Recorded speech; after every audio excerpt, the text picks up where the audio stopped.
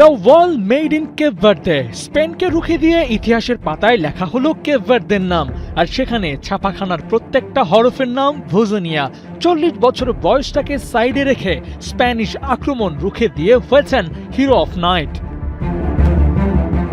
Cape ভার্দের বিপক্ষে কোনো গোল করতে পারবে না স্পেন, একথা বলার সাহসটাই তো কারো হয়নি ম্যাচের আগে। তবে প্রথমার্ধে যখন স্কোরশিটে নাম তুলতে ব্যর্থ স্পেন, তখন দে লা ফুয়েন্তেকে বসতে হলো নড়ে চড়ে।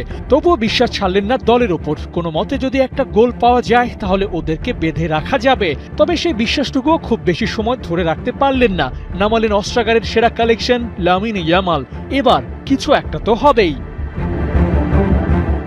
সময় খারাপ গেলে সেখানে লামিন আবার কে নামলেন ৭১ মিনিটে। ১৯ মিনিট গেম টাইমও পেলেন, একটা শট, গোটা কয়েক পাস আর একটা চান্স ক্রিয়েট।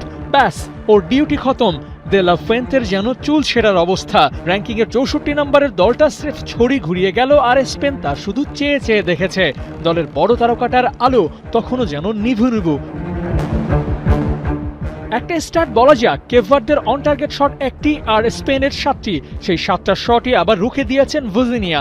স্প্যানিশদের টাটকা শটগুলো মুখ থুবড়ে পড়েছে ভোজিনিয়ার সামনে। আউট অফ 10 রেটিংয়ে ৯ নিয়ে ম্যাচ শেষ করেছেন এই হিরো। বারুদের মতো আসা শটগুলো যেভাবে থামিয়ে দিলেন, তাতে এই ম্যাচে তাকে হিরো না বলে উপায় কই। আবার একই সাথে তো ম্যাচ সেরার পুরস্কারটাও বাগিয়ে নিয়েছেন। ম্যাচের স্টার্টে এগিয়ে স্পেন, তবে জয় দলটার নাম বোধহয় বলতে হবে কেপ ভার্দে।